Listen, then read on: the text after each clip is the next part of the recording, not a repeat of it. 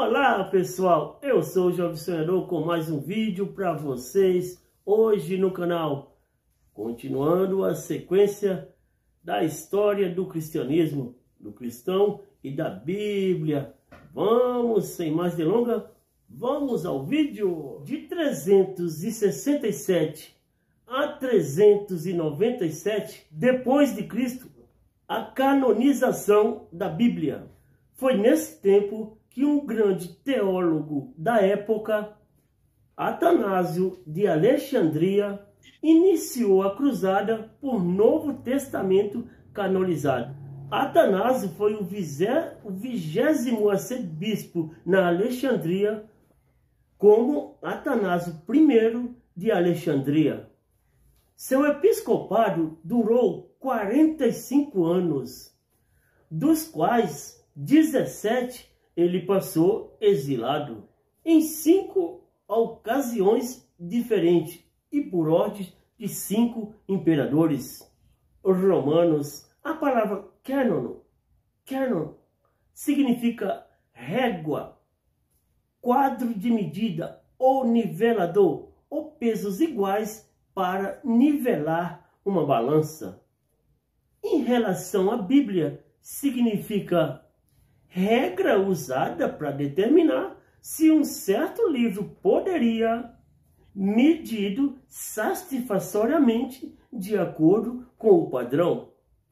A palavra foi primeiramente analisada por Atanásio em 377 depois de Cristo. Atanásio listrou pela primeira vez dos registros da história os 27 livros do Novo Testamento. Em 397 depois de Cristo, o Concílio de Cartago deu a primeira aprovação oficial para os 27 livros do Novo Testamento. A Bíblia se tornara completa. Em 405 depois de Cristo, a Bíblia Vulgata. Jerônimo, em 405 depois de Cristo, levou 16 anos da sua vida para traduzir a Bíblia diretamente do hebraico para o latim.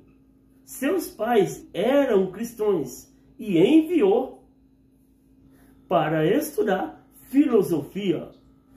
Lá simpatizou ao cristianismo e se batizou nas águas. Isto causou um efeito profundo na sua vida. Ele dedicou toda a sua vida em aprender a língua hebraica. Ele era um grande amigo de Tanásio I.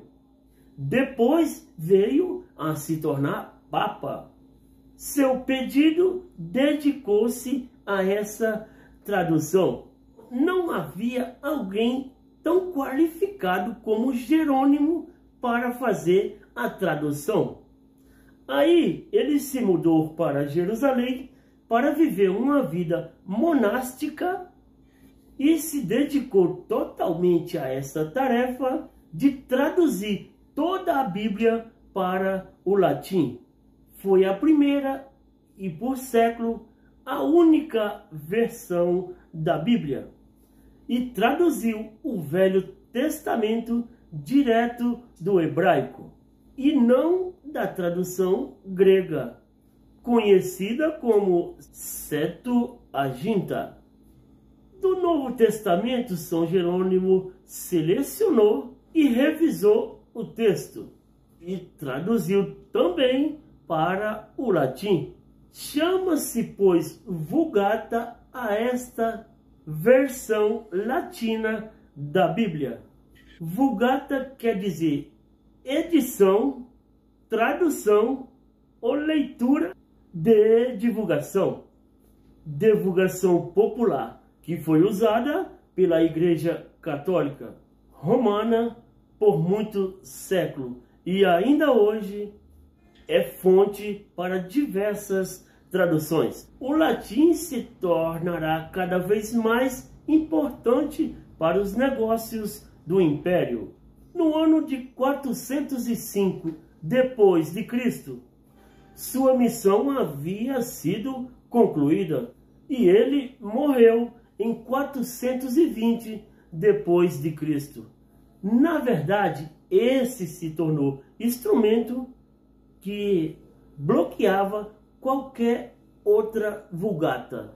Foi tão altamente admirada que as gerações posteriores resolveram proibir qualquer uma outra tradução. O latim se tornara a língua oficial da igreja e com isso todas as outras traduções da Bíblia foram proibidas. O bom se tornou inimigo. Isso de fato privou o povo da Bíblia e deixou o mundo afundado na escuridão da Idade Média. 550 depois de Cristo, a escuridão da Idade Média. A igreja foi o poder absoluto nesta época. Mas esse é um triste capítulo na história do cristianismo. A Bíblia ficaria trancada e restrita aos conventos. Foi confinada ao pedestral e poucos confinados a poderiam ver.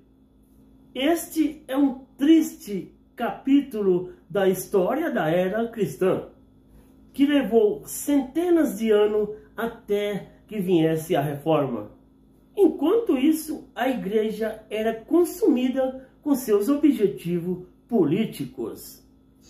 Isso resultou nas cruzadas e em outras atrocidades.